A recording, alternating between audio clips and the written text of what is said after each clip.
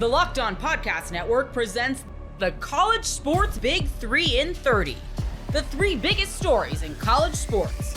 From our local experts at the Locked On Podcast Network. We bring you the real story, why it matters, what's next, who wins the big game, and more, all in 30 minutes. The College Sports Big 3 in 30 starts now with the biggest story in college sports. The committee got it right. You are Locked On Longhorns, your daily podcast on the Texas Longhorns. Part of the Locked On Podcast Network. They did it. We talked about the Longhorns needing 2 wins in Nashville to make the NCAA tournament. They beat Vanderbilt on Wednesday. They beat Texas A&M on Thursday, and that was enough to get the Longhorns in. Texas is one of 2 number 11 seeds in the Midwest region. The Longhorns will take on Xavier this Wednesday night in the first 4 in Dayton. The winner of that game will advance to take on the 6th seed Illinois on Friday in Milwaukee. And it turns out Texas was kind of safe. Now, I can't say they were safe because they're playing in the first 4, which means they were one of the last 4 teams in. But the committee had them as the first of the last 4 in, ahead of Xavier, San Diego State, and North Carolina, and obviously ahead of all of the teams that missed the cut, West Virginia, Indiana, Ohio State, et cetera, et cetera. Joe Lunardi had Texas out, so if you looked at his bracketology, you were probably sweating all day yesterday. Jerry Palm had Texas out, and those are 2 of the biggest names in bracketology. They both thought the Longhorns wouldn't make it. They both got it wrong, and good thing they did. Texas was safer than I think any of us expected, but the Longhorns earned it. They should be in the dance. We did a video last week comparing the Longhorns' resume to the other teams that were on the bubble, and the biggest thing for Texas and the biggest reason why the Horns ultimately got in, Texas had beaten more quality teams than anybody else by far. 7 Quadrant 1 victories for the Longhorns this year. There's only 18 teams in America who have more than that.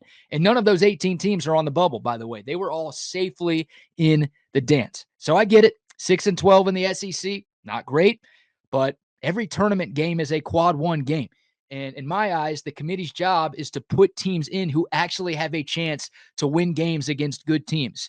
Texas has proven with 7 Quadrant 1 wins and 5 wins against ranked opponents that they can beat tournament caliber competition. A lot of the other teams on the bubble, they didn't prove that this year. Texas, by way of playing in the SEC, they got the chance to prove that, and they did a lot over the last couple of months. And let's call a spade here.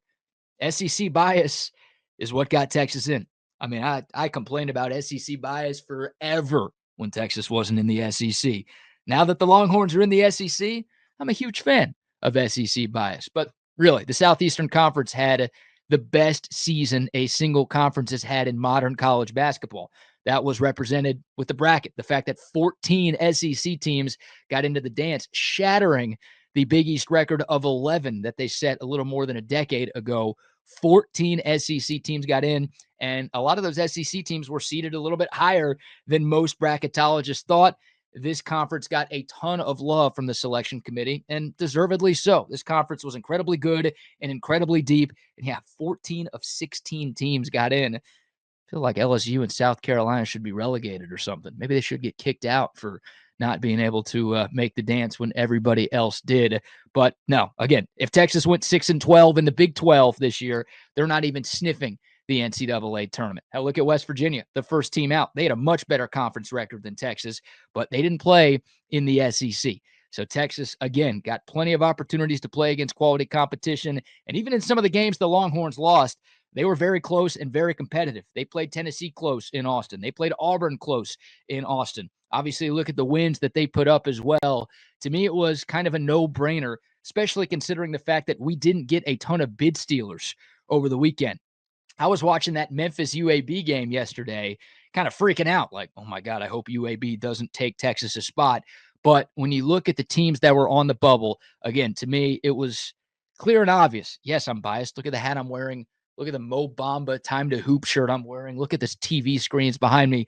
Yeah, I'm willing to admit that I'm biased, but who you play and who you beat matters. This is not a college football playoff. Oh, hypothetically, if this team played that team, who would win? This is a There are legitimate statistics and legitimate metrics out there that are created to compare NCAA tournament resumes. And quadrant one wins is obviously one that the committee values really, really highly. So is net, so is strength of record, so is a number of other things that Texas fared very well in. So those metrics absolutely mattered. And again, the Longhorns being able to play in the best conference in the sport helped them out for sure. We'll spend more time talking about Xavier tomorrow and Wednesday, but some early thoughts on this matchup. I think Texas is the better team, but here's the big but right here. Xavier is in Cincinnati, Ohio. The first four is in Dayton, Ohio. Those two cities are less than an hour away from each other. My point is, this will be a road game for Texas. Not ideal. You usually only get those home court advantages for like 1 and 2 seeds in the NCAA tournament. But the first four is always in Dayton.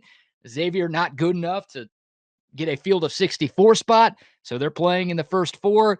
But yeah, Texas is going to have to deal with what should be a pretty hostile environment on Wednesday night.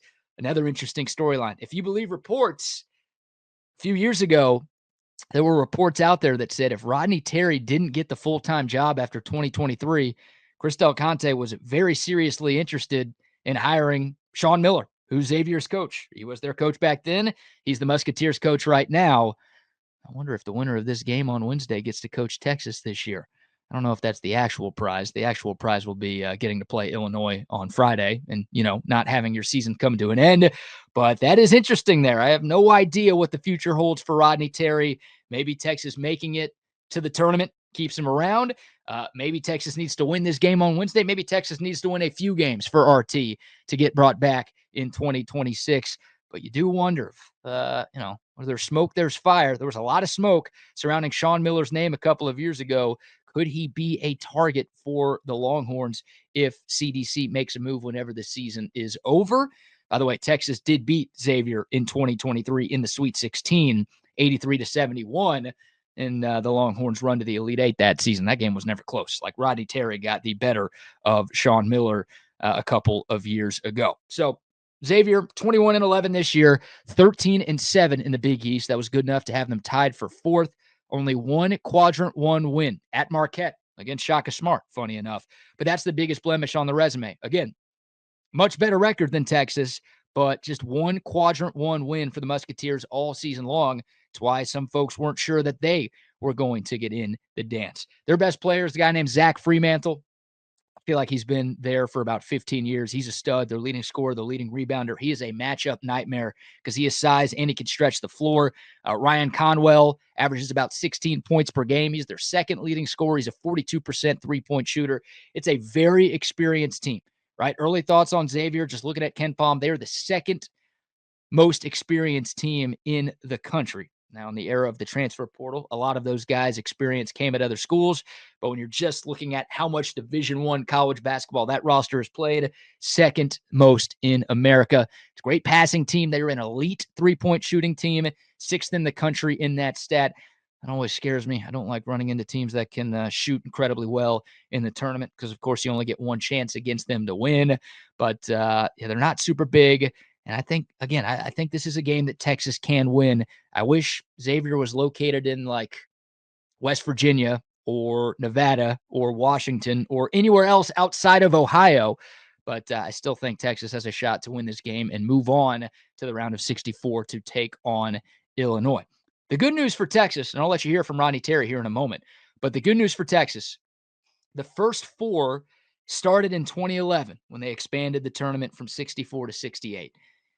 In every year except for one, a team that played in the first four went on to win a game in the actual tournament. 2019 was the exception. But every other year, a first four team went on to win a game in the round of 64. And matter of fact, two first four teams actually made it all the way to the Final Four. Another Shaka Smart reference. I don't want to be doing that. Shaka Smart with VCU in 2011 went from first four to Final Four. And then UCLA did it in 2021, going from the first four to the Final Four as an 11 seed. So I don't know if those are realistic expectations for Texas, but again, history has shown that momentum actually matters. And if you're able to win a first four game on Tuesday or Wednesday in the tournament, you've got a shot to win a game on Thursday or Friday in the round of 64 in the tournament. So if Texas can get the job done on Wednesday night, maybe put the Longhorns to get past Illinois and maybe get a rematch with Kentucky.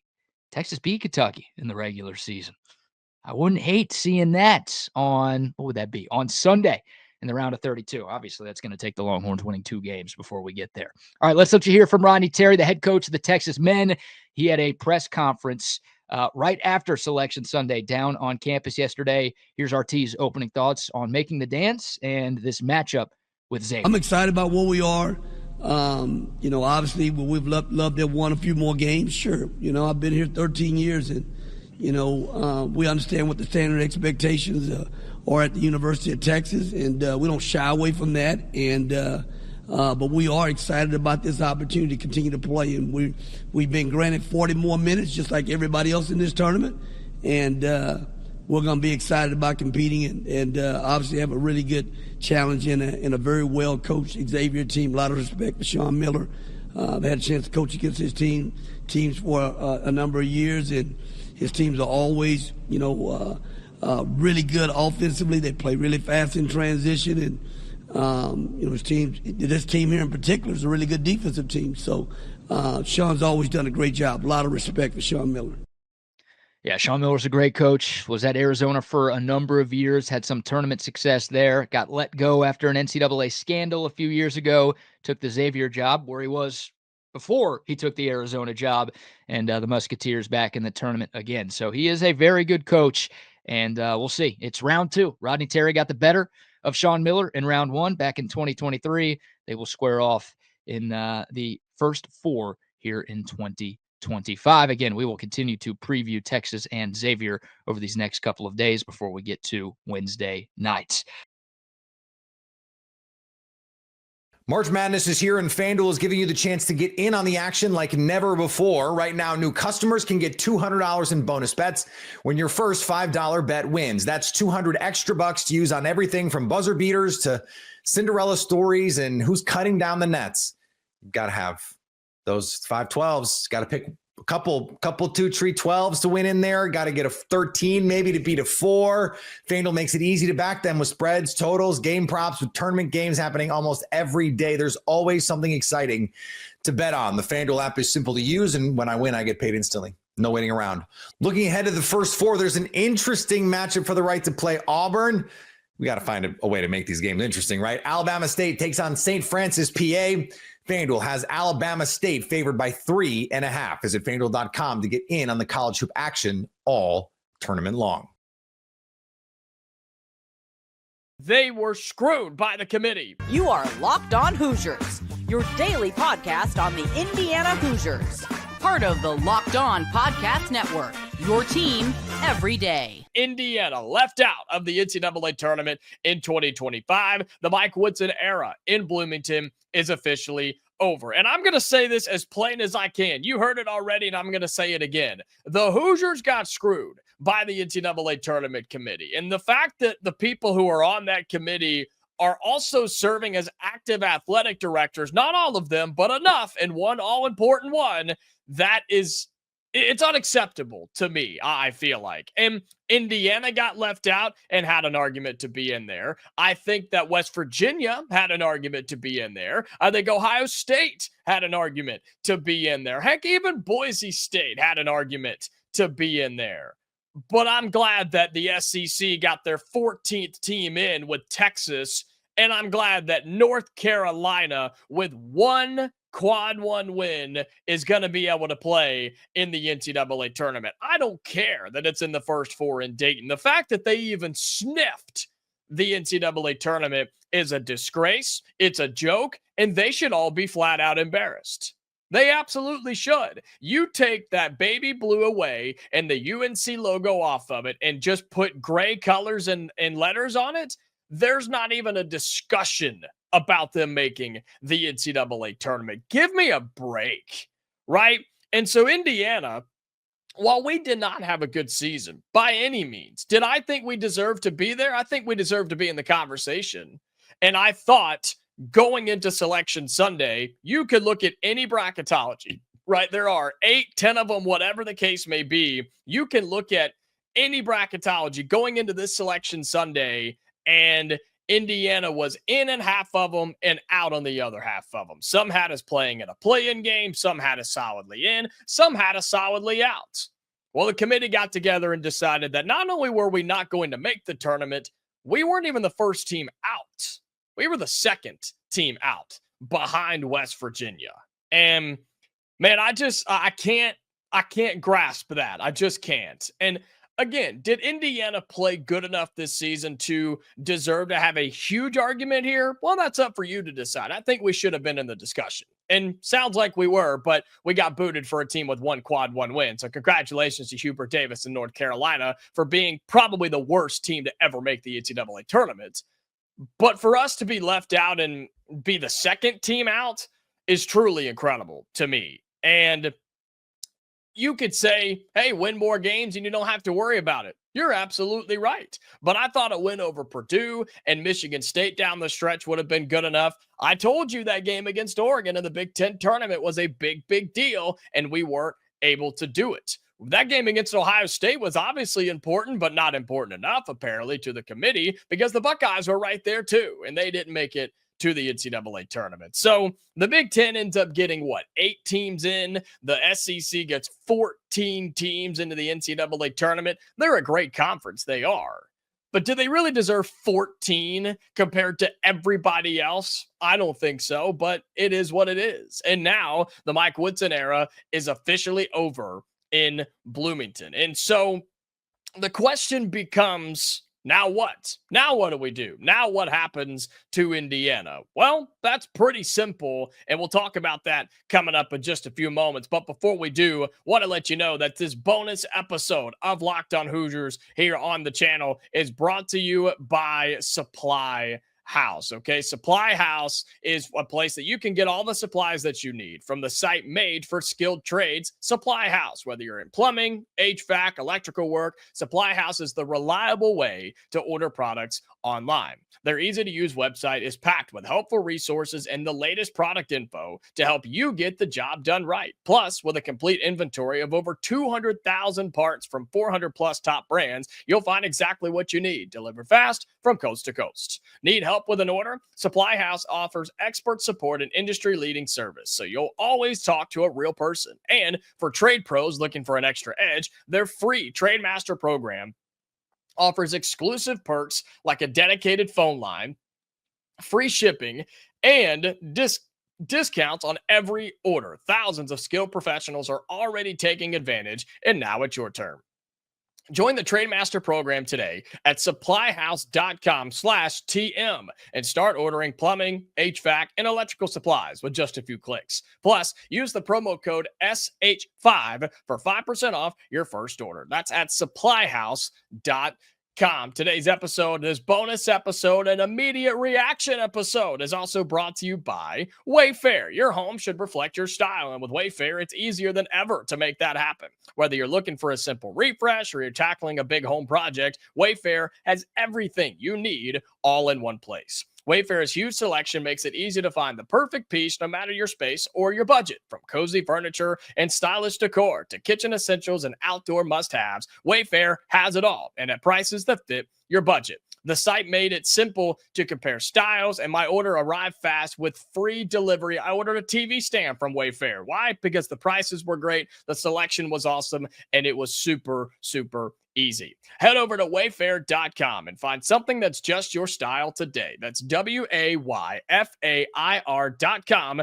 And again, that's Wayfair. Every style, every home. So now what do we do? As Indiana officially out of the NCAA tournament, got screwed by the committee, but you'd expect nothing less with IU and a coach on his way out the door. Why would you want to put them in the tournament when you could put a quad one win North Carolina team, a Texas team from the SEC, and Xavier, I guess? Sure, why not?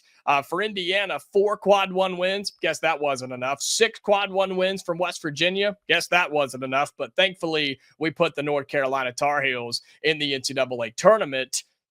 And so now what? Now what do we do? Well, the season's over, and this means we're going to see the coaching search really ramp up for Indiana. We talked about Ben McCollum on Friday. If you missed that, Be sure to go check out that episode. We're now hearing a ton of news and noise about Brownell, right from Clemson. More on that on tomorrow's full episode of Locked On Hoosiers. And just a reminder, if this is your first time here, we post episodes Monday through Friday, 25 to 30 minutes long, talking all the biggest news around Indiana. So if you're interested in this coaching search, or if you're worried about your coach leaving for IU, this is the place you need to be. Locked On Hoosiers, wherever you get your audio podcast, or if you're watching on YouTube, you can get it right here every single day. So that's what's going to happen next for Indiana is you start to ramp up the coaching search. You get your whiteboard out, you write the names down, and you start making some calls. And for Indiana, right, you want it to happen immediately. Fans want it to happen tomorrow, but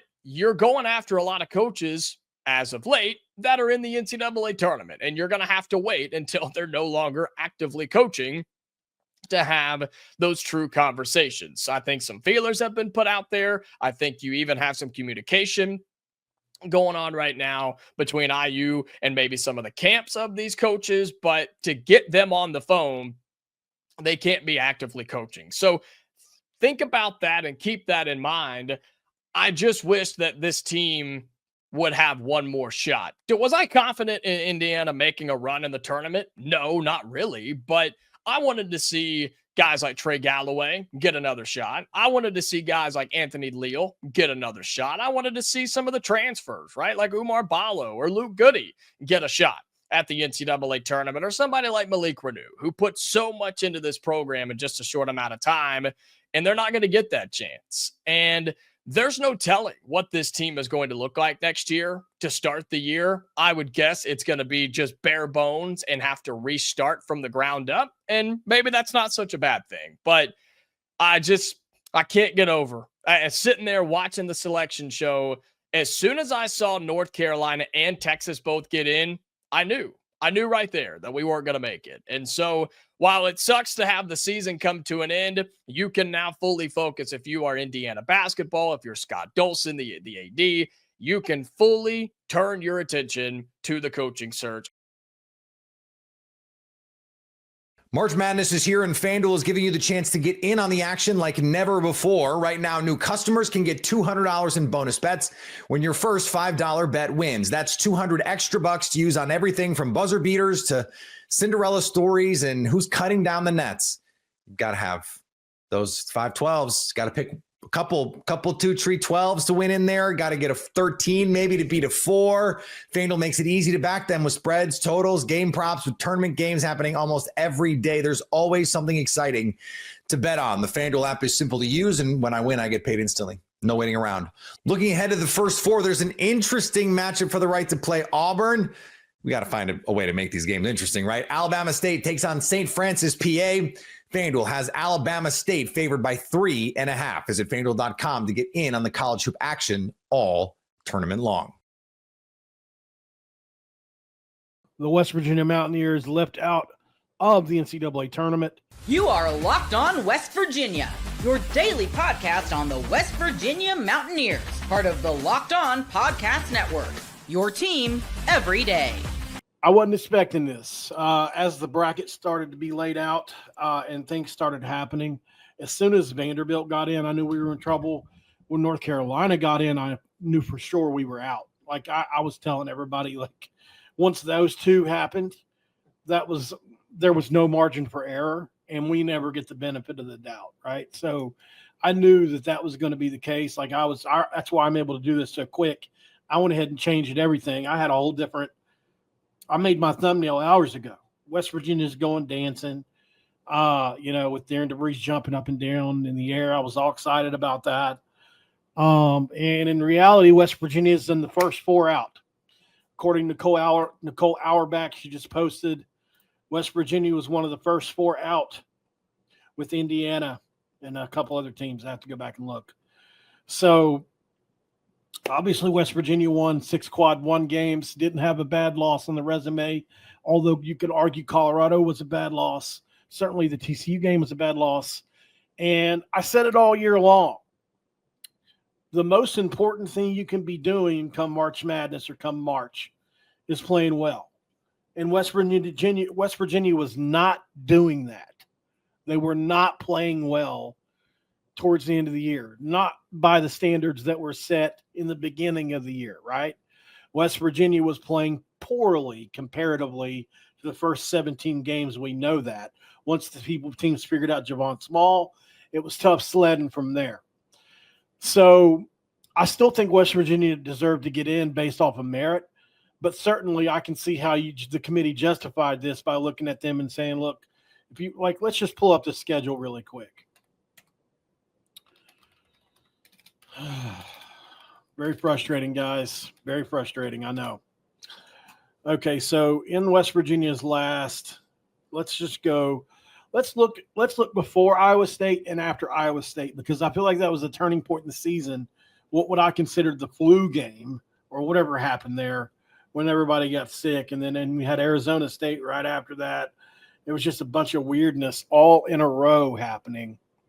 So West Virginia beats number 12 Iowa State a week after losing to Houston, but everybody loses to Houston. Previous to that, West Virginia had beaten obviously some pretty good teams, right? You go in the tournament, you beat Gonzaga, you beat Arizona, you lose to Louisville in overtime, who won 27 games.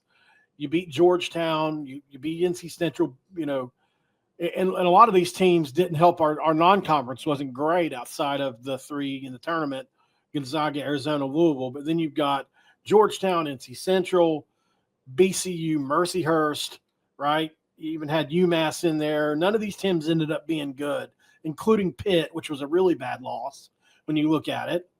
So breaking it down, though, you do get the Kansas win, which is a big win, obviously. You beat Oklahoma State. You beat Arizona a couple weeks prior, but then Arizona comes back and whops you by 20. You beat Colorado, but then you lose to Houston. But then you beat Iowa State. Then you lose to Arizona State. Then you lose to Kansas State. And after that Iowa State game, things really started to fall off. You go from beating Iowa State to losing to Arizona State, losing to Kansas State, losing to Houston, losing to TCU, barely sliding by Utah, losing to BYU twice, losing to Baylor. You barely beat Cincinnati. You get smacked by Texas Tech. You beat TCU, UCF, and Utah on the back end of your schedule here. So sure, the entirety of West Virginia's schedule is pretty good. 6 quad 1 wins. But when you really look at it, we were playing like shit at the end of the year. And I think that at the end of the day, that's what the committee looked at. And you look at Arkansas, you looked at other teams that maybe were playing just a little bit better than West Virginia heading into this. Now, I get it. That's not what it should be, right? It should be the merit. What did you do over the course of a season, regardless of how you were playing towards the end? But that's just not reality. That's not what happened here. First of all, you were just, unfortunately, you weren't up against, in this situation, let's say you weren't up against Mississippi State and you weren't up against even Texas A&M in basketball. You were up against Texas, North Carolina, Indiana. Like, they had to, I truly believe that those internal biases happen in these situations. And very usually, unless we're just like cut above, we're not going to win those battles head to head a lot of times, because I believe in these internal biases that people have. We had 19 wins. We did just enough to put us there on the bubble. So don't put yourself in the situation to be on the bubble. Beat Colorado, right? Don't have the worst game of your life in Monty Hansberry against Colorado. I do feel like we got robbed. But if you really look at it and be honest with yourself about the totality of that schedule, the way we played the first 17 games against the way we played the last 12.5 games or whatever, it wasn't the same. And the momentum wasn't there. And your best wins were Utah and TCU on the back half. There wasn't a BYU win on the back half. There wasn't. There was Utah, right? So it's just a total flip, and we weren't playing well going into the last of the season. It's very frustrating, man. I wanted to cover this. I haven't been able to cover us in the NCAA tournament since I started doing this. It's really freaking frustrating, man. It really is. And to say that I don't understand how you can put Xavier in North Carolina and over West Virginia. Like, those are the ones that frustrate me. 1-12 in the quad game. I guess, you know what, next year maybe quads don't actually matter. What are we supposed to like? You know, they switch it up. They move the goalposts all the time. We never know exactly what criteria they're using. This year, it was non-conference schedule. That's what they're saying right now.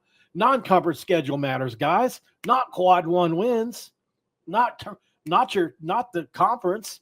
We don't have the Big 12. It's not as respected as it was the last few years now. Now it's the SEC puking 13 teams into the tournament. Get out of here with that bull crap. It's ridiculous, man. And I'll be honest, too. I really believed West Virginia would have had a chance at a great run here. I think the way we play with Javon Small, guards win big. It's proven over the years. Guards win big in March. Guards are tough to guard in March. Teams would have had very little time to prepare for Javon Small and company. And I think our defense would have carried us, and I think we could have won a couple games, but we're not going to get to see it. And what a weird year this could turn out to be if it ends as poorly as it looks like it could end here. Because for whatever, for better, for worse, the news ain't done here, man. It's not. It's just not. Like, we're going to have more stuff to talk about. It's just not going to be what we want to talk about. I don't want to talk about West Virginia missing the tournament. I don't want to talk about who's going to stay and who's going to go. I don't want to talk about Darren DeVries at Iowa. I don't want to talk about who to replace him with. I don't. I want to talk about us in the tournament. And that's not going to happen. We got robbed, and I feel bad for Javon Small, especially because of all the players on this team, he never played in an NCAA tournament game, and now he doesn't get to.